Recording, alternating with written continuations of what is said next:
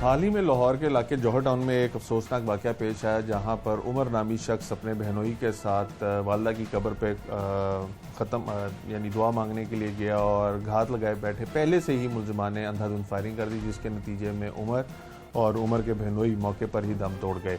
जबकि मुलजमान ने फ़रार होने की कोशिश की, लेकिन उनमें से एक मुलजिम को लोगों ने, अहले इलाका ने पकड़ लिया और उसके बाद उमर वगैरह को अस्पताल पहुंचाने की कोशिश की, लेकिन वो जहाँ पर ना हो सके और उनकी मौत की तस्दीक जो थी पुलिस ने कर दी। मुद्दई मुकदमा हमारे साथ मौजूद हैं और दीगर रिश्तेदार हमारे साथ मौजूद हैं। इनसे जानने की कोशिश करेंगे कि इनकी क्या कोई दुश्मनी वगैरह चली आ रही थी, जिन लोगों ने फायरिंग की, इनके साथ इनका क्या ताल्लुक़ था और अब क्या इंसाफ के तकाजे पूरे किए जा रहे हैं, क्या इनको इंसाफ होता दिखाई दे रहा है और जो मुलजिम पकड़ा गया है वो क्या बयान देता है। मुद्दई मुकदमा सबसे पहले हमारे साथ मौजूद है, उनसे जानते हैं, फिर बाकी दीगर जो रिश्तेदार हैं उनसे भी जानते हैं। मोहतरम, आपका नाम? जनाब, सबसे पहले मेरा नाम हाजी मोहम्मद यार ताहर है। मैं उमर भट्टी का भाई हूँ, कज़न हूँ। तो मुद्दई आपकी ये 12-18 मुकदमा नंबर जो है मेरी मुद्दईयत में ही थाना जौहर में इसकी FIR हुई है। तो ये क्या हुआ, क्या वाक़या सबसे पहले बताइए। वाक़या सबसे पहले ये हमारे गांव में ये लोग पीछे से ही किसी और का भी इन्होंने मर्डर किया हुआ था, तो उधर से ये हमारे गांव 165 नवाल तहसील चिचावती में आकर हमारे गांव में ये इन्होंने रैच रखी। उधर कौन ये अल्लाह दिता वगैरह ये सियाल कौम से तल्लक रखते हैं कि उधर आकर भी इन्होंने इसी तरह ही जैसे पीछे गुंडागर्दी बदमाशी करते थे, उधर आकर भी इन्होंने ऐसे ही करना शुरू कर दिया। जिसको हमारे ख़ानदान वालों ने उसको लायक पसंद ना किया, इनको मना करने की कोशिश की, तो इन्होंने उनको दबाव में लाने के लिए उनके घरों में, हमारे घरों पर फायरिंग करनी शुरू कर दी और गाली गलोच किया, जिसको हमने उधर थाने में भी इतला दी और इन मौजूद लोगों को भी कहा कि इनको समझाएं, ये मामला बिगड़ जाएगा। किस किस्म की हरकतें करते थे जिसके ऊपर आप लोगों ने एतराज़ किया था? ये असला लेकर बाज़ार में घूमते थे, जिस बच्चे को या औरत कोई जाती थी उनको आवाज़ें कसते थे तरह तरह की, जो ये माशरे के लिए ये अच्छी बात नहीं समझी जाती। दियों बहनों वाले लोग ऐसी बात को अच्छा नहीं समझते। ये लोग थे कौन और कौन से शहर से, पीछे से कहाँ से आके चीचावदनी में बसे थे आप लोग? ये लोग गग्गो मंडी थाना की हदूद में बूरेवाला के इलाका में रहते थे। दरअसल ये इनका उधर भी रिश्तेदार सियाल कौम बैठी थी, उनकी बेव पर उधर जाकर बैठे थे। वो लोग, उनमें अच्छे लोग भी हैं, ये जो गए हैं ये बेसिकली ये क्रिमिनल लोग थे। तो इनको रोकने की कोशिश की तो इन्होंने फायरिंग हमारे घरों पर सीधी फायरिंग की, जिससे हमने बचाव के लिए हमने अपने घरों में पनाह ली। तो इसके बाद फिर दोबारा हमने इनके घरों पर जो है उमर भट्टी वगैरह और कुछ हमारे दूसरे बच्चों ने इनके घरों पर भी उसी तरह फायरिंग की। और ये यानी ये वाक़या पेश आया साल पहले? 1 साल पहले। तो ये जब ये वाक़या पेश आया उसके कितने दिनों के बाद आप लोग गए या उसी दिन ये वाक़या आप लोगों ने भी फायरिंग? नहीं, 1 माह बाद हमने इनको फिर भी देखते रहे कि शायद बाज आ जाएं, लेकिन ये तानाजनी शुरू कर दी कि वो फलां को, उमर भट्टी को बुलाओ, वो आपका बड़ा डाउन है उधर, फलां को बुलाओ, ऐसी बातें करते थे। तो ये भी तैश में आकर इन्होंने भी ऐसा ही काम किया जैसा उन्होंने किया था। तो ये तो हम तो भूल गए थे कि जैसा उन्होंने किया वैसा ही इधर से भी हो गया, तो अब मामला ठप हो गया। लेकिन ये लोग उधर से घर छोड़कर इधर बदामी बाग आकर रहने लगे, तो हमें इस चीज़ का इल्म नहीं था कि आप इधर आ गए हैं और ये पीछा भी कर रहे हैं। इन्होंने इधर रैकी शुरू कर, यानी जब आप लोगों ने, इन्होंने फायरिंग की उसके बाद आप लोगों ने 1 महीने के बाद फायरिंग की, तो ये वहाँ से घर छोड़कर चले गए? हाँ जी, घर छोड़कर वहाँ से गायब हो गए। हमें कोई इल्म नहीं था कि ये कहाँ गए हैं। हमें यही समझा कि शायद वो सुलझ गए हैं कि ठीक है, इधर लड़ाई झगड़ा मज़ीद बढ़ेगा, खूनो गारत होगी, तो ये अब मामला ठीक। उमर उस घर में नहीं रहता था? उमर उधर बस आता जाता है, ईद शादी हो, गमी हो, उधर जाते हैं क्योंकि हमारे रिश्तेदार हैं। बेसिकली उमर इधर जौहर टाउन में ही रहता है। ठीक है। हाँ जी। तो इन्होंने उमर भाई का इधर पीछा किया, इसकी रैकी करते रहे, हर जिमा जो जहाँ जाता था इसके पीछे पीछे रहे, उसे कोई इल्म नहीं था। लेकिन जब ये लास्ट 25 तारीख को जुमे वाले दिन उधर जाकर ये लोगों को खाना वगैरह भी खिलाता था, पैसे वगैरह भी देता था जो गरीब गुरबा होते थे अपनी वालदा की कब्र पर। तो हम भी इसके अक्सर इसके साथ रिश्तेदार भी चले जाते थे। उस दिन भी इसका बनवई भी साथ था, तो हम भी साथ थे। तो जब ये लोग आए हैं, ये अल्लाह दिते और इसके तीनों बेटे और ये एक खालिद नामी आदमी है, ये चारों के पास असला था। अल्लाह दिता के पास हमने असला नहीं देखा, वो उधर छुपे हुए हैं, झाड़ियाँ वगैरह उधर कब्रिस्तान में काफ़ी हैं, उधर छुपे हुए थे। जब ये दुआ करने खाना खिलाने के बाद उमर ने फूल उधर घेरने लगा कब्र पर, तो ये इधर से गात लगाए कौन कौन था उमर के साथ उस दिन उमर के साथ मुश्ताक भट्टी इसका बनवई था, और इसकी बहन भी थी, उमर की 2 बहनें थी, मैं था, असगर था, बाबर था, बस यही 4-5 आदमी थे। तो जो मुखालिफिन थे जो हमला करने के लिए, वो कितने थे? वो हमला करने वाले 3 इसके बेटे थे, एक खुद अल्लाह दिता ये ललकारे मारता था कि इनको आज जो है ना मज़ा दिखा दो जो इन्होंने गांव में हमारे पर फायरिंग की थी। ये ललकारे मार रहा था। इसका बेटा सनाउल्ला भी फायरिंग कर रहा था, असानुल्ला भी कर रहा था, ज़काउल्ला भी फायरिंग कर रहा था। ये खालिद इसने भी फायरिंग की, अंधाधुंध फायरिंग की है। कोई उधर जो सब लोग हैं जो क्रिकेट खेल रहे थे आसपास, वो भी उधर जो है सड़क पर लंबे पड़कर उन्होंने जान बचाई। जो हम भी थे, हमने भी कब्रों की ओर लेकर अपनी जान बचाई।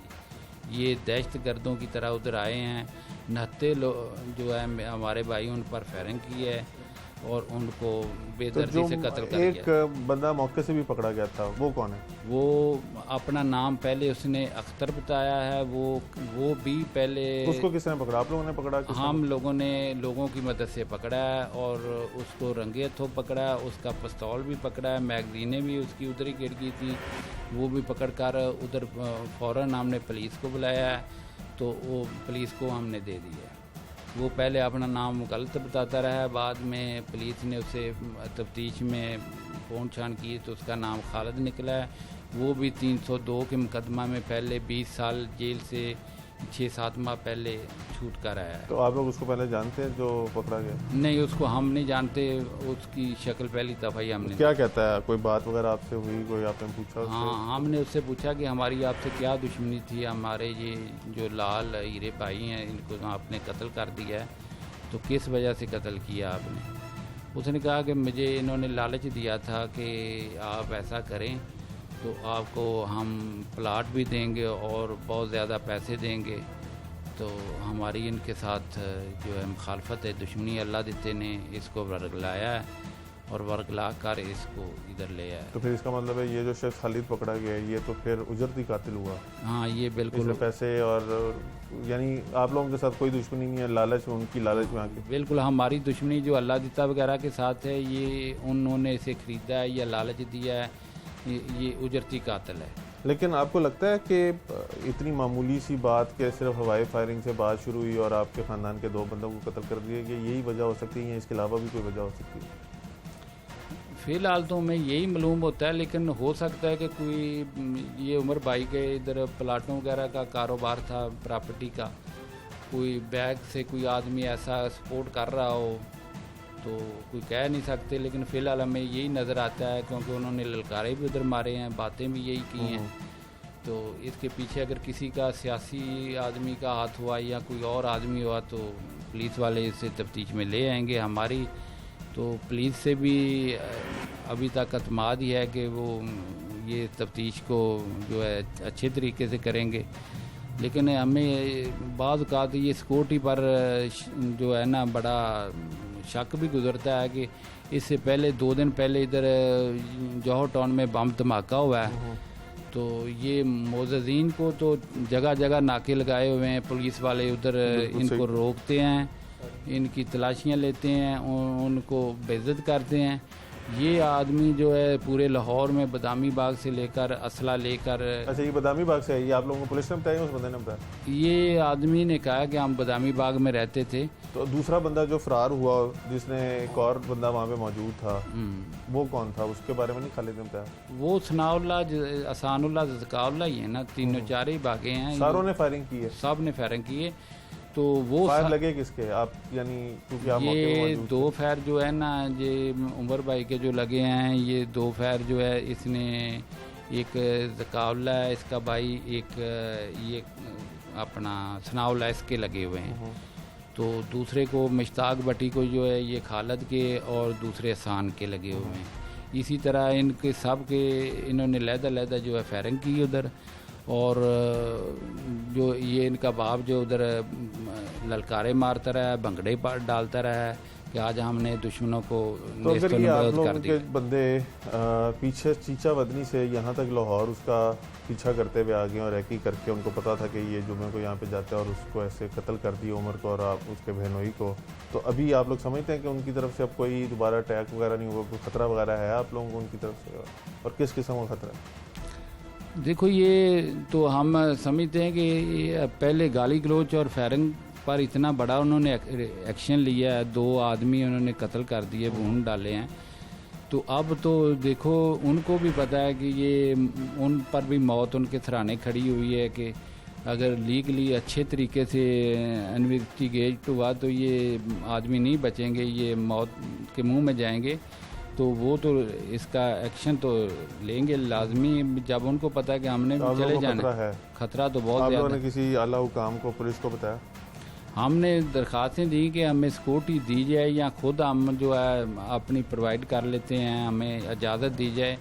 इसीलिए हम जो सही तरीके से तफ्तीश भी नहीं करा सकते। हमारी ये तो आला काम से गुजारिश है कि हमें जो हमारे पास असला है उसको अलाउ किया जाए, हमें आदमी रखने दें ताकि हम अपनी हिफाजत कर सकें। आपका क्या ताल्लुक है?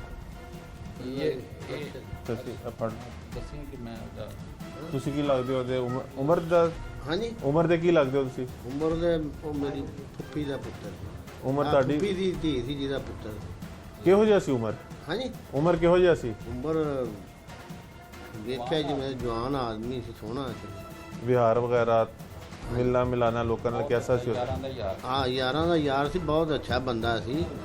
ਹਾਂ ਤੇ ਹਾਂ ਬਹੁਤ ਹੀ ਚੰਗਾ ਬੰਦਾ ਸੀ। ਉੱਥੇ ਜੋ ਯਾਰ ਦੋਸਤ ਉਹਦੇ ਆਉਂਦੇ ਰਹੇ ਨੇ, ਪੁੱਛਦੇ ਦੱਸਦੇ ਰਹੇ ਨੇ, ਕਰਦੇ ਰਹੇ ਨੇ, ਤੇ ਬੜਾ ਜ਼ੁਲਮ ਹੋਇਆ। ਸਾਰਿਆਂ ਉੱਥੇ ਵੇਖਿਆ, ਅਸੀਂ ਵੀ ਗਿਆ ਸੀ।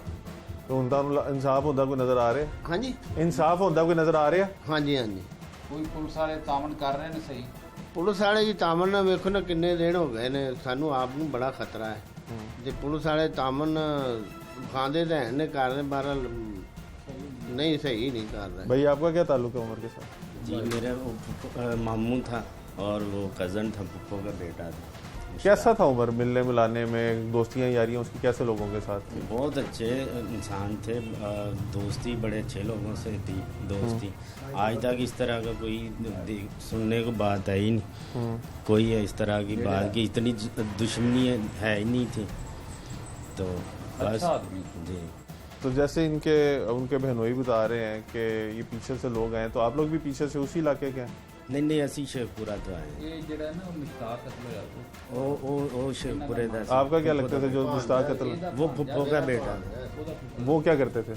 वो इतने जिम्मेदारी करते जमीन उनकी कोई दुश्मनियां वगैरह थी? नहीं उत्थे कोई दुश्मनी नहीं सी। तो आपको क्या लगता है कि उनको सिर्फ उमर को मारने के चक्कर में मुश्ताक साहब हाँ भी- जी मुश्ताक ਨੂੰ ਮਾਰ ਦਿੱਤਾ ਉਹਦੇ ਵਿਚਾਰੇ ਦੇ 3 ਬੇਟੀਆਂ ਨੇ 2 ਬੇਟੇ ਨੇ, ਛੋਟੇ ਛੋਟੇ ਬੱਚੇ ਨੇ। ਬੜਾ ਜ਼ੁਲਮ ਕੀਤਾ ਉਹਨਾਂ ਨੇ ਤੇ ਉਮਰ ਦੀ ਵਜ੍ਹਾ ਤੋਂ ਇੰਨਾ ਵੱਡਾ ਹਾਦਸਾ ਵੀ ਨਹੀਂ ਸੀ। ਅਗਰ ਫਾਇਰਿੰਗ ਕੀਤੀ ਸੀ ਉਹਨਾਂ ਨੇ ਤੇ ਕੋਈ ਐਡੀ ਵੱਡੀ ਗੱਲ ਨਹੀਂ ਸੀ ਕਿ ਫਾਇਰਿੰਗ ਕਰ ਦਿੰਦੇ ਉਹਨਾਂ ਦੇ ਪਿੰਡਾਂ ਥਾਵਾਂ ਤੇ ਹੋ ਹੀ ਜਾਂਦਾ ਤੇ ਹੈ। ਇੰਨਾ ਵੱਡਾ ਹੁਣ ਉਥੋਂ ਕੱਲ ਮੈਨੂੰ ਫੋਨ ਆਇਆ ਸੀ ਇਸ਼ਤਿਆਕ ਭੱਟੀ ਕਜ਼ਨ ਮੇਰਾ ਕਿ ਇਹ ਤੇ ਫਾਇਰਿੰਗ ਕਰਨ ਡਏ ਨੇ। ਬੜਾ ਰਾਸਾ ਉਹ ਬੜਾ ਉਹਨਾਂ ਦੇ ਡਰੇ ਸ਼ੇਖੂਪੁਰੇ? ਸੀ। ਨਹੀਂ ਉਹ ਚੀਚਾ ਚੀਚਾਵਦਨੀ, ਅੱਛਾ। ਹਾਂਜੀ ਕਿ ਅਸੀਂ ਪਿੰਡ ਛੱਡ ਜਾਣਾ ਵੇ ਤੇ ਨਾ ਤੇ ਸਾਨੂੰ ਇੱਥੇ ਕੋਈ ਮਸਲਨ 15 ਤੇ ਕੀਤੀ ਗੱਲ, ਪੁਲਿਸ ਨਹੀਂ ਸੀ ਪਹੁੰਚੀ ਤੇ ਉਹ ਬੜਾ ਡਰੇ ਨੇ ਦੇ ਕਿ ਅਸੀਂ ਹੁਣ ਨਾ ਇੱਥੋਂ ਸਾਡੀ ਤਾਂ ਜਾਨ ਨੂੰ ਖਤਰਾ ਹੈ। ਤੇ ਵੇਖੋ ਹੁਣ ਪੁਲਿਸ ਕੀ ਕਰਦੀ। ਬਹਰਹਾਲ ਕੋਈ ਐਡਾ ਕੋਈ ਖਾਸ ਨਹੀਂ ਨਤੀਜਾ ਸਾਹਮਣੇ ਆ ਰਿਹਾ ਕਿ ਪੁਲਿਸ ਉਹਨਾਂ ਦੇ ਪਿੱਛੇ ਨਹੀਂ। ਤਾਂ ਇੰਨੇ ਦਿਨ ਹੋ ਗਏ ਨੇ, ਸਾਨੂੰ ਹੀ ਖਤਰਾ। ਹਕੀਕਤ ਗੱਲ ਹੈ ਕਿ ਅਸੀਂ ਆਪ ਬੜਾ ਪਰੇਸ਼ਾਨ। ਉਹਨਾਂ ਨਾਲ ਕਰ ਦਿੱਤਾ, ਉਹਨਾਂ ਨੂੰ ਤਾਂ ਇੰਝ ਜਿਵੇਂ ਆਮ ਕੁੱਤੇ ਨੂੰ ਮਾਰ ਕੇ ਸੁੱਟ ਜਾਈਦਾ, ਇਸ ਤਰ੍ਹਾਂ ਉਹ ਮਾਰ ਕੇ ਸਿੱਟ ਗਏ ਨੇ। ਤੇ ਕੋਈ ਅਜੇ ਇੰਨਾ ਕੋਈ ਪਿੱਛੇ नहीं ਉਹਨਾਂ ਦੀ पुलिस पीछे। वैसे जब आप पुलिस से पूछते हैं तो वो माइक पकड़े, जब आप पुलिस से पूछते हैं तो पुलिस आपको क्या कहती है?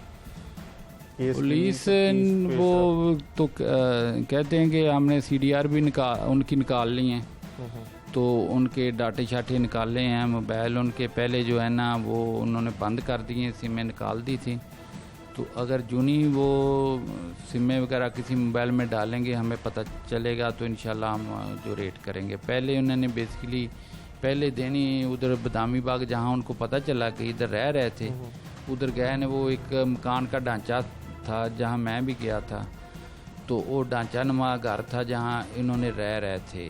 उधर वो लोगों ने बताया कि आज से तकरीबन 1 माह पहले ये सामान वगैरह क्लोज कर रहा था आदमी इधर से। इसलिए हमने पूछा कि ये क्यों ऐसा कर रहे हैं, तो उसने कहा कि ये हमने ना इधर से शिफ्ट कर लिया, उधर स्कीमों में घर लेना है, तो उधर नया सारा कुछ लेंगे, इसलिए हम ये बेच बूझ रहे हैं। प्लानिंग उन्होंने काफ़ी पुराने, हाँ ये बिल्कुल ये प्लानिंग उनकी पहले की थी, इसीलिए वो अपना उधर बेच बूझ रहे थे सामान वगैरह। आपको लगता है मुलजमान सारे पकड़े जाएंगे? जिस तरह तो ये आस्ता स्लो काम जा रहा है तो मेरा नहीं ख्याल कि ये मुलजम पकड़े जाएंगे। अगर कोई आला हकाम इन पर एक्शन लेंगे तो जैसे ये देखो बम धमाके वाले लोग पकड़े गए हैं या कोई हाई टास्क वाले लोग पकड़ते हैं, ये दिनों में पकड़ लेते हैं। पकड़ना इनके लिए मुश्किल नहीं है कोई, अगर सही रिस्क लें तो हम तो इनसे रिक्वेस्ट अपील ही कर सकते हैं कि ये बहुत बड़ा इन्होंने जुल्म किया है, कब्रिस्तान में 29 लोगों पर गोलियां चलाई हैं, तो इनको करना चाहिए कि इनको फौरी गिरफ्तार करना चाहिए। और किस किस्म की सज़ा अगर पुलिस पकड़ ली तो किस किस्म का इंसाफ चाहते हैं? हम तो ये चाहते हैं जिस तरह इन्होंने कत्ल किया है इनको भी सजाए मौत हो, इनको फांसी के फंदे तक ले जाया जाए ताकि आगे कोई ऐसा काम ना करे। बहुत शुक्रिया। आप मकतूल के बुरसा की गुफ्तगू सुन रहे थे। जितने भी हम ऐसे केसेस करते हैं उसके अंदर बुरसा का एक ही अपील होती है कि उनके मुलजमान जो हैं उनको जल्द से जल्द पकड़ा जाए। और इस केस के अंदर भी मुलजमान इतने बाअसर हैं कि वो पहले तो उस इलाके से छोड़ के लाहौर आ गए और फिर प्लानिंग करते रहे और उसके बाद घात लगा के निहत्ते 2 अफराद को फायरिंग करके कत्ल कर दिया। अगर ये लोग अपनी जान बचाने के लिए कब्रों की ओर या जो भी वहाँ पे चीज़ें थी उनकी ओर ना लेते तो ये नुकसान शायद ज़्यादा भी हो सकता था। एक बंदा मौके से पकड़ा गया लेकिन उसके बावजूद भी उसके साथी जो हैं वो पुलिस पकड़ने से कासिर है। असलहा अगर शादबाग जैसे ये बता रहे हैं कि उनकी रिहाई शादबाग थी, वो शादबाग से निकले असलहा पूरा लाहौर यानी गुजरते हुए वो शमसानी है वहाँ पे आके फायरिंग की, एक पकड़ा गया, बाकी सारे फरार हो गए। तो पुलिस की कारकर्दगी के ऊपर भी ये सवालिया निशान है कि ना तो वो असले वाला जो लेके आया उसको चेक कर सके और जब वो वारदात करके फ़रार हुए तब भी किसी को नहीं चेक किया जा सकता। और मुद्दईयों का सिर्फ यही कहना है कि उनको इंसाफ चाहिए, मुलजमान को जल्द से जल्द पकड़ा जाए और जिस तरह से इनका नुकसान किया गया उनको भी सख्त से सख्त सज़ा दी जाए कानून के मुताबिक।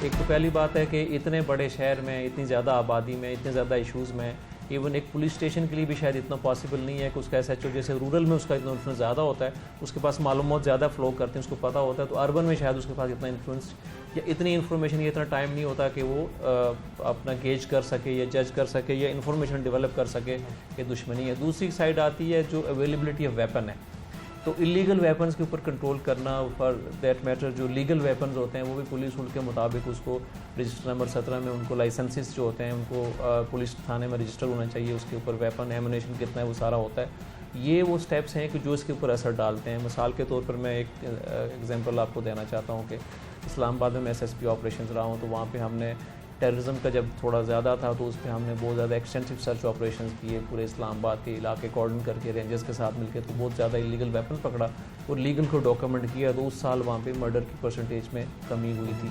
बट अगेन ये कोई हार्ड एंड फास्ट रूल नहीं है इसके लिए, क्योंकि अगर कोई दुश्मनी है और उसने किसी ने कोई जहन बना ही लिया है, किसी को प्लान कर रहा है मर्डर करने के लिए, तो हो सकता है वो बगैर वेपन के। हमारी कौम इस वक्त जो है मैं ये कहूँगी कि वो एक पस्ती की तरफ जो है जा रही है। अखलाकियात के हिसाब से हम लोग बिल्कुल ज़ीरो हो चुके हुए हैं, जिसमें ना तो छोटों के लिए रहम है, ना बड़ों के लिए अदब है, ना ही लोगों में अब तालीम और शऊर उस तरह से जैसे कि पहले होता था। अब वो जो लिहाज वाली बात है ना कि एक दूसरे का लिहाज कर लें, वो चीज़ें हमें ख़त्म होती हुई नज़र ये बदला आ क्या रही है? हैं। बदला एक्चुअली रिवेंज है, और रिवेंज का मतलब ये है कि अगर मेरे साथ किसी ने कुछ बुरा किया है तो मैं उस वक्त तक मुझे सुकून नहीं आ सकता जब तक मैं उसी तरह की चीज़ उसके साथ ना कर लूँ। कौन सी इंसानी दिमाग के अंदर ये पोर्शन है जो आपको बदले के ऊपर उकसाता रहता है? बेसिकली इंसानी दिमाग में सारे इमोशंस जितने भी हैं वो इंसान के थैलमस में, हाइपोथैलेमस में जाके उसके सारा जो सिस्टम जो है वो बनता है। और क्योंकि नफ़रत और रिवेंज वगैरह जो है ये भी इमोशंस की एक टाइप होते हैं, ये भी वहीं पे ही पल रहे होते हैं। मगर जैसे मैंने कहा कि जितनी रेपिटेशन होगी उस चीज़ की दिमाग में, वो उतना ही हकीकत के करीब होता जाएगा। और समटाइम्स लोग बदला इसलिए नहीं लेते कि अगले बंदे को आप सबक सिखाना चाहते हैं। बहुत सारे टाइम पे लोग बदला इसलिए ले रहे होते हैं कि अपनी उस ईगो को जो हर्ट हुई होती है उसको सेटिस्फाई करने के लिए बदला लेते हैं। जिस केस में आज हम प्रोग्राम कर रहे हैं, ये 1 साल पहले चीचा वतनी के इलाके में लड़ाई यानी झगड़ा हुआ, एक पार्टी ने हवाई फायरिंग की, फिर कुछ दिनों के बाद दूसरी पार्टी ने हवाई फायरिंग की और उसके बाद खून हो गया। और कुछ दिन पहले एक पार्टी ने आके फायरिंग की और इस 2 बंदों को मार के चली गई। क्या कहेंगे आप इसको? इस दौरान मैं ये समझती हूँ कि बज़ाहिरी जैसे लग रहा है कि शायद मामला जो है वो सेट हो गया था या फिर चीज़ें ख़त्म हो गई थी, बिकॉज जब तक मामलात को बिल्कुल क्लियरली सेट ना किया जाए, जिसमें मुआहदे का होना, जिस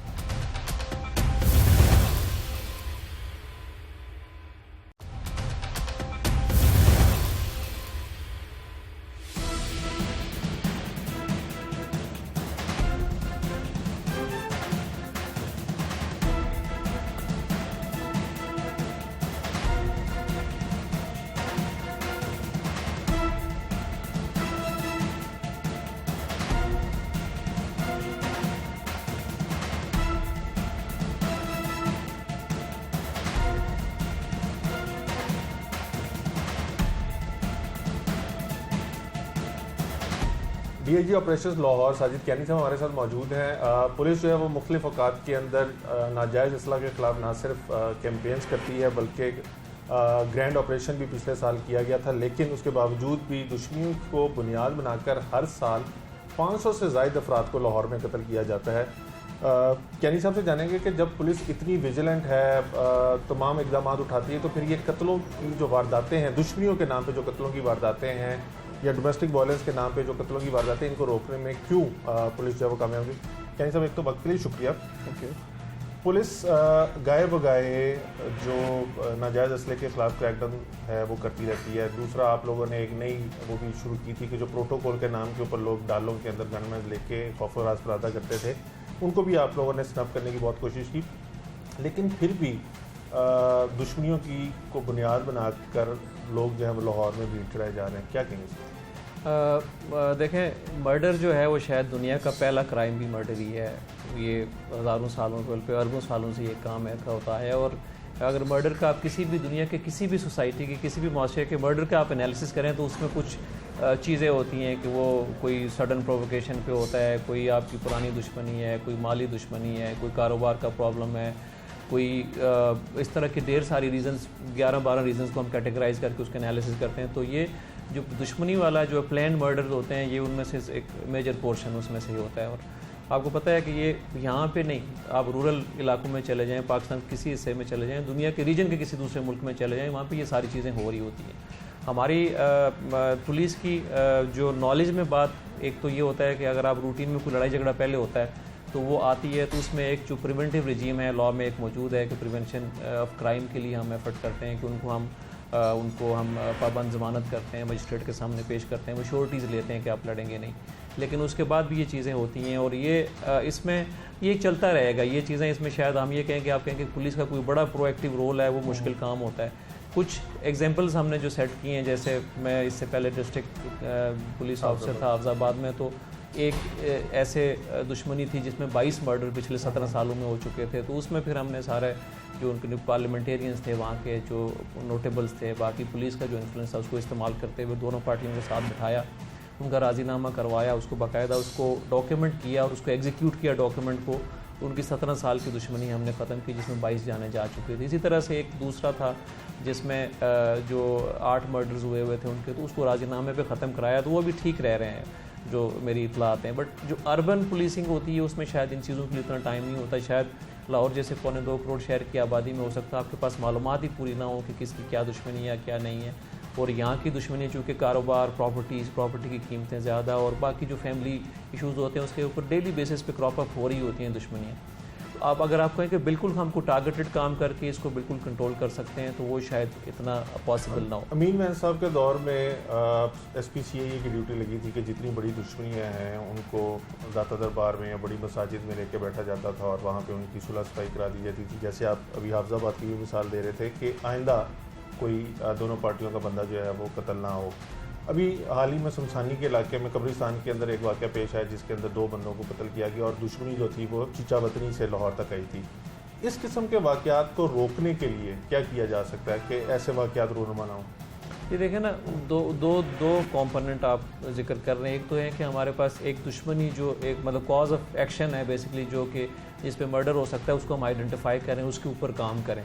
एक तो पहली बात है कि इतने बड़े शहर में, इतनी ज़्यादा आबादी में, इतने ज़्यादा इशूज़ में इवन एक पुलिस स्टेशन के लिए भी शायद इतना पॉसिबल नहीं है कि उसका SHO जैसे रूरल में उसका इतना इन्फ्लुएंस ज़्यादा होता है, उसके पास मालूमात ज़्यादा फ्लो करते हैं, उसको पता होता है। तो अर्बन में शायद उसके पास इतना इन्फ्लुएंस या इतनी इन्फॉर्मेशन या इतना टाइम नहीं होता कि वो अपना गेज कर सके या जज कर सके या इन्फॉर्मेशन डेवलप कर सके कि दुश्मनी है। दूसरी साइड आती है जो अवेलेबिलिटी ऑफ वेपन है।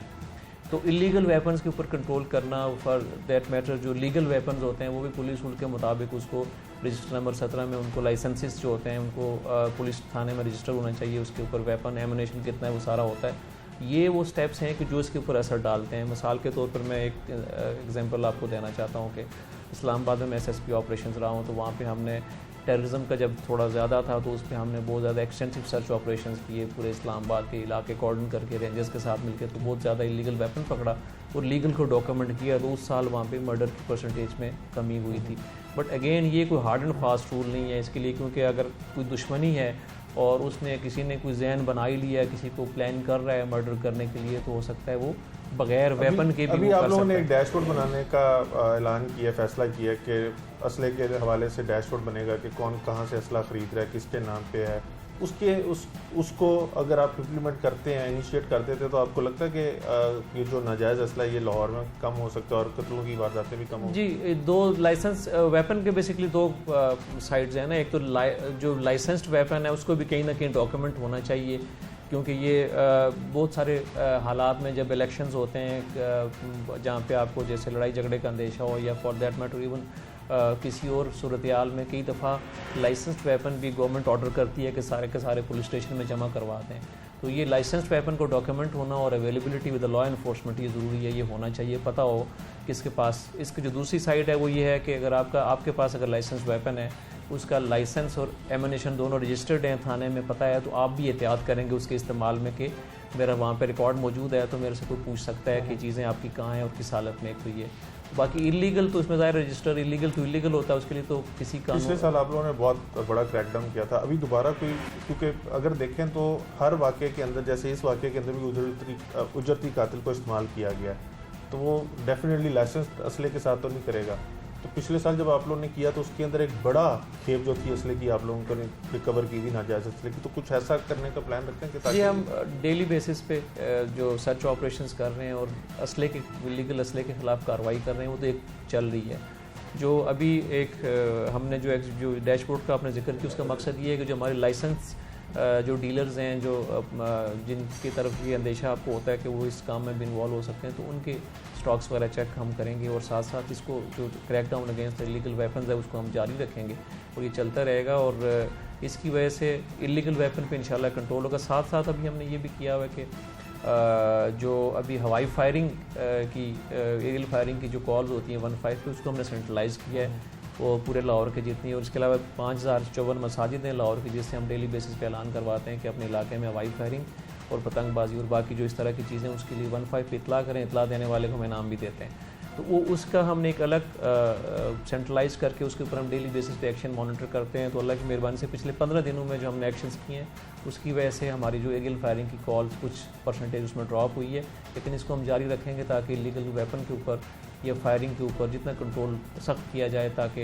ये जो जिस तरह की आप बात कर रहे हैं कि दुश्मनियों में वेपन का इस्तेमाल को मिनिमाइज़ किया जा सके। Thank you.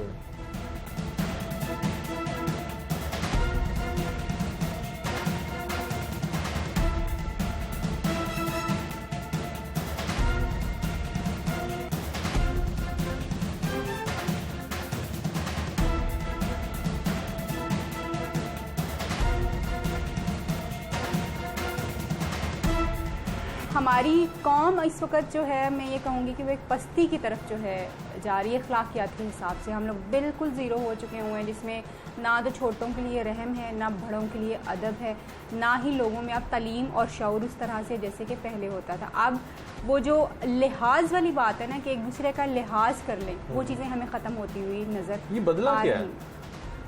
बदला एक्चुअली रिवेंज है।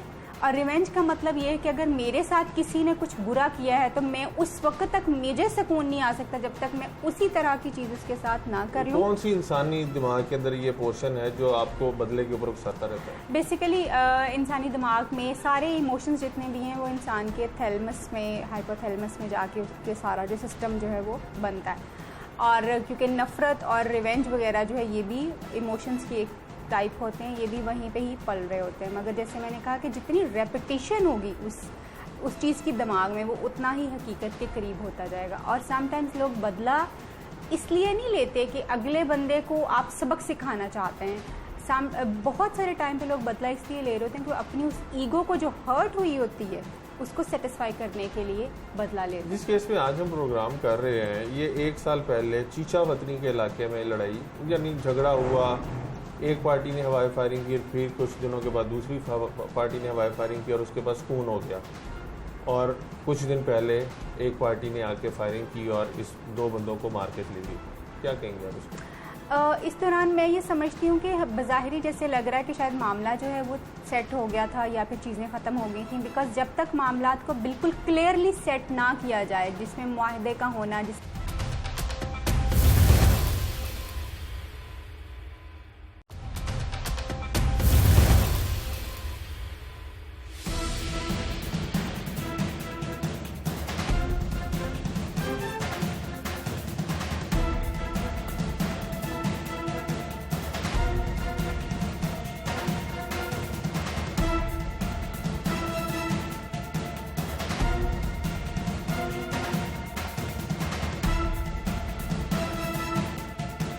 माहिर नफ्सियात ताहिरा रुबाब साहब हमारे साथ मौजूद हैं। इनसे जानने की कोशिश करेंगे कि एक शख्स की अगर किसी दूसरे मुखालिफ के साथ लड़ाई होती है तो कुछ टाइम के बाद इंसानी फितरत है कि हम उस चीज़ को भूलना शुरू कर देते हैं और फिर एक टाइम आता है कि हम बिल्कुल, हमारे दिल जो है वो दिल में से वो मैले साफ़ हो जाती है सारा कुछ।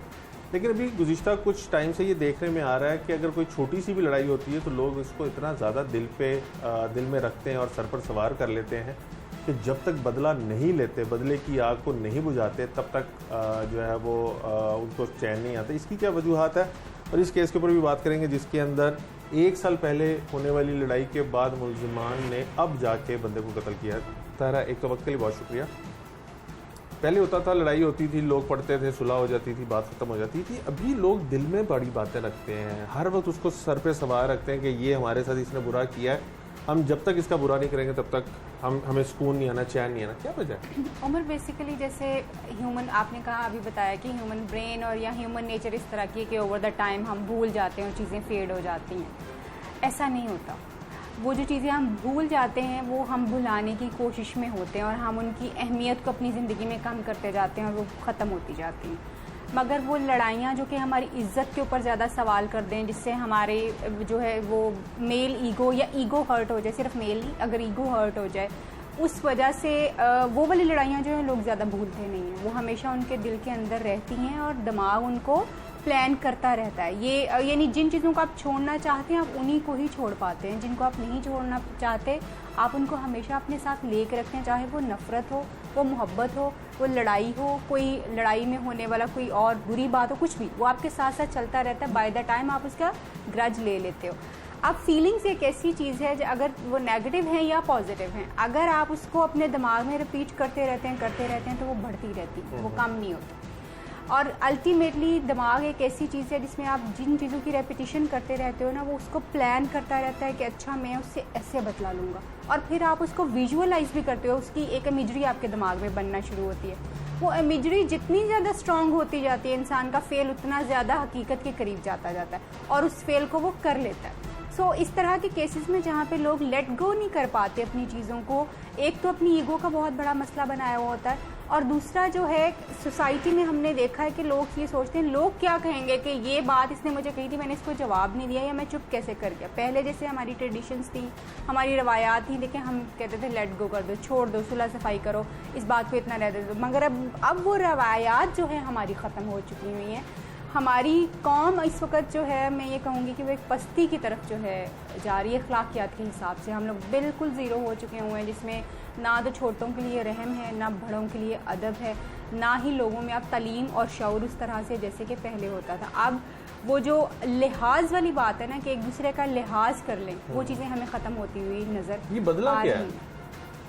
बदला एक्चुअली रिवेंज है, और रिवेंज का मतलब ये है कि अगर मेरे साथ किसी ने कुछ बुरा किया है तो मैं उस वक्त तक मुझे सुकून नहीं आ सकता जब तक मैं उसी तरह की चीज़ उसके साथ ना कर लूँ। कौन सी इंसानी दिमाग के अंदर ये पोर्शन है जो आपको बदले के ऊपर उकसाता रहता है? बेसिकली इंसानी दिमाग में सारे इमोशंस जितने भी हैं वो इंसान के थैलेमस में, हाइपोथैलेमस में जाके उसके सारा जो सिस्टम जो है वो बनता है।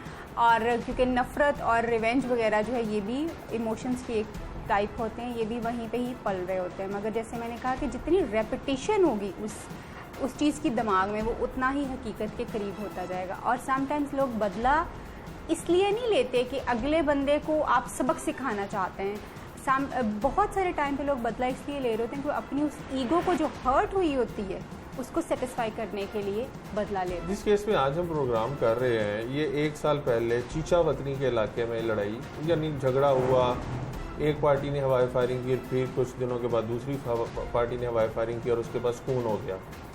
और कुछ दिन पहले एक पार्टी ने आके फायरिंग की और इस 2 बंदों को मार के ले गई। क्या कहेंगे आप इसको?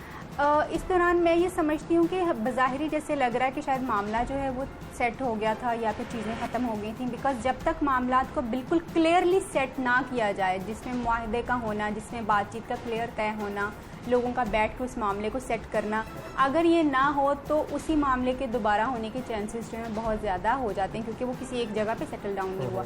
मे बी इस मामले में भी अगर ऑल ऑफ सडन 1 साल के बाद दोबारा से चीज़ें जो इस तरह से हुई हैं, क्योंकि हम देखते हैं कि हमारे यहाँ पे रोमर्स भी तो बहुत ज़्यादा फैलाई जाती है ना। 1 साल क्या 10-10 साल तक स्टोरीज जिन्होंने किया होता है कुछ वो भूल जाते हैं, मगर लोग उसको नहीं भूलते, लोग उसको रोल ऑन करते रहते हैं। और मे बी स्टोरी में भी हमें कहीं ऐसा कुछ हो सकता है कि वो दोबारा से लोगों ने उस चीज़ को इग्नाइट किया है और दोबारा से वो सारी चीज़ें जो हैं वो हुई हैं और उन्होंने दोबारा से रिवेंज जो है वो लेना जो है वो किया है, इस तरह से ये फेल हुआ।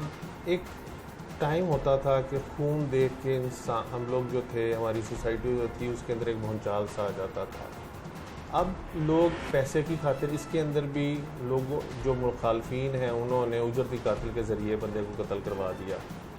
लोग भी कैसे कायल हो जाते हैं कि चंद टकों की खातिर किसी की जान ले लेनी, क्या जान, यानी हम साइकोलॉजिकली इतने वीक हो चुके हैं कि हमारी जो ख्वाहिशात हैं वो हमें अच्छे बुरे की तमीज़ भुला रही हैं। यानी कत्ल करना इतना आसान कैसे हो? कत्ल करना ख़ास तौर पर जैसे भी आपने बात की ना कि वो बंदा पैसे लेके कत्ल ऑलरेडी कर रहा था, तो ऐसे लोग जो कि कोई भी इंसान जब किसी ऐसे काम में मुलव्वस होता है जहाँ पे वो दर्द रोज़ रोज़ देखता है, पेन्स को रोज़ाना डील करता है, जहाँ पे मारना और मार कुटाई रोज़ाना जो है वो देखी जाती है, वहाँ पे उस चीज़ की पेन की शिद्दत जो है वो आहिस्ता आहिस्ता नीचे होना शुरू हो जाती है और उसकी वैल्यू ख़त्म हो जाती है, यानी उस पेन की वैल्यू ख़त्म हो जाती है, लोगों को वो एक चीज़ नॉर्मल लगना शुरू हो जाती है। सो यही साइकोलॉजी ऐसे लोगों के लिए अप्लाई होती है जो कि रोज़ाना जिनका काम उन्होंने ऑप्ट किया हुआ है कि वो मर्डर करते हैं। सो उनके लिए किसी को मारना उनका काम है। इट्स नॉट कि वो कोई ह्यूमन जो उनके लिए ये नहीं है कि वो कोई किसी इंसान को कत्ल कर रहे हैं, वो कोई बदफेली कर रहे हैं या किसी कैसे एक इंसान को मार सकते हैं, ये चीज़ें उनके लिए सेकेंडरी हो जाती हैं बिकॉज उन्होंने ये चीज़ रोज़ाना की हुई होती है। सो अगर आप नॉर्मल इंसानों की बात करेंगे तो ऑफ कोर्स जो ह्यूमन ब्रेन है वो इस चीज़ को बहुत ज़्यादा सीरियसली नोट करता है और वो उसको बहुत स्ट्रांगली रिस्पॉन्स भी करता है कि कोई इंसान पेन में है या किस तरह से। बट इवन देन फिर उसके ऊपर जो है चीज़ें जो हमें नज़र आती हैं कि सबसे ज़्यादा इम्पॉर्टेंट चीज़ जो है एक ऐसे मुल्क में जहाँ पे गुर्बत बहुत ज़्यादा है, वहाँ पे लोग अपने पेट को पालने के लिए जो है मर्डर और इस तरह की और बहुत सारी चीज़ें कर सकते हैं। लेकिन फिर मैं ये कहूँगी कि गुर्बत आप इन एनी केस ये नहीं कह सकते कि ये किसी भी चीज़ की जो है वो वजह है, बिकॉज बहुत सारे लोग गरीब होते हैं। हाँ, जब तक आपकी अपनी मर्जी ना हो, जब तक आपने इसको चूज़ ना किया हुआ हो कि जी आपके लिए ये मसला ही नहीं है। और उसमें यूजुअली हम देखते हैं कि वो लोग इस तरह की चीज़ों की तरफ ज़्यादा इन्वॉल्व हो जाते हैं जिनकी थोड़ी सी साइकोपैथ और एंटी सोशल पर्सनैलिटी जो है वो होती है, या जो थोड़ा सा अपने आप को बढ़ा चढ़ा के और वो दादागिरी वाली चीज़ें जिन लोगों के अंदर होती हैं, वो लोग इस तरह की चीज़ों को ईजीली ऑप्ट कर जाते हैं और इस तरफ ज़्यादा जाना शुरू हो जाते हैं। सो पर्सनैलिटी टाइप और दूसरे इन्वायरमेंटल फैक्टर्स जो हैं वो दोनों ही कॉन्ट्रीब्यूट करते हैं कि लोग ये चूज़ कर लें कि उनके लिए लोगों को मारना कोई बहुत बड़ा मसला नहीं है। और समटाइम्स ऐसे लोग जो हैं वो इमोशनली भी नम होते हैं। ऐसे लोगों को समटाइम्स लोगों को मार के प्लेजर मिलता है। जैसे एक आम इंसान को किसी को हर्ट करके पेन होगी, मगर वो लोग जो कि साइकोपैथ होते हैं, वो लोग जो कि एंटी सोशल होते हैं, उन लोगों को तकलीफ़ पहुंचा के मज़ा आता है, उससे वो प्लेजर लेते हैं। सो इस तरह की कोई एक पर्सनैलिटी जो है इस तरह के काम करने के लिए बड़ा इजी टारगेट होती है कि आप उसको हायर करें और फिर उससे इस तरह का काम जो है बोलें, क्योंकि उसकी दो चीज़ें सेटिस्फाई होंगी। एक तो उसकी अपना वो प्लेजर वाला एलिमेंट, क्योंकि उसको एक बंदा चाहिए, दूसरा फाइनेंशियल जो है। बहुत शुक्रिया। हमारे नफ्सियात ताहिरा रुबाब साहब हमारे साथ मौजूद थी। आपने पहले बुरसा की गुफ्तगू सुनी। 1 साल पहले हवाई फायरिंग, एक दूसरे के दिलों में खौफ बढ़ाने का ये वाक़या पेश आया। उसके बाद दोनों पार्टियों की तरफ से सुकून था, लेकिन ये लोग मकतूल फैमिली जो थी वो यही सोचती रही कि सबरा कुछ नॉर्मल हो गया, लेकिन दूसरी पार्टी ने इस चीज़ को दिल में रखा और वो 1 साल से मौके की तलाश में थे। और जैसे उनको मौका मिला, उन्होंने ना सिर्फ उमर को कत्ल कर दिया, बल्कि उसके साथ एक बेगुनाह शख्स यानी उसका बहनोई भी मारा गया। बुरसा सिर्फ इंसाफ के लिए दुआएं दे रहे हैं कि मुलजमान को जल्द से जल्द गिरफ्तार किया जाए और कानून के तकाजे पूरे किए जाएँ। आपने डीआईजी ऑपरेशंस की गुफ्तगू सुनी। वो कहते हैं कि दुश्मनियों के लिए वो कोशिशें कर रहे हैं, सालसी करवाते हैं, लोगों के ऊपर नज़र रखते हैं। जो बड़े गैंग ऐसे हैं जिनकी आपस में दुश्मनियाँ चल रही हैं, उनके ऊपर नज़र रखते हैं और कोशिश की जाती है कि इलाके के अंदर मोअज़्ज़िज़ीन को डाल के सुलह सफाई कराई जाए। और आपने माहिर नफ्सियात की भी सुना कि दिल के अंदर और दिमाग के अंदर हम लोग वो ग्रज रखते हैं। अगर किसी चीज़ को हम भूलना चाहें तो वो ओवर द पीरियड हम भूल सकते हैं, वरना ऐसे मेंटालिटी के लोग जो उनको दिल में रखते हैं और जब भी उनको मौका मिलता है तो वो अपना बदला ज़रूर लेते हैं। लेकिन इन बदलों के अंदर बहुत सी मासूम जानें भी चली जाती हैं जिनका कोई कसूर भी नहीं होता। और इस केस के अंदर भी एक मुश्ताक यानी मकतूल का जो बहनोई है, उसका कोई इस लड़ाई से लेना देना नहीं था। आज के प्रोग्राम से टीम जुर्म इंजाम और अपने मेज़बान उमर जावेद को इजाज़त दीजिए। अगले प्रोग्राम में मुलाकात होगी। अल्लाह निगहबान।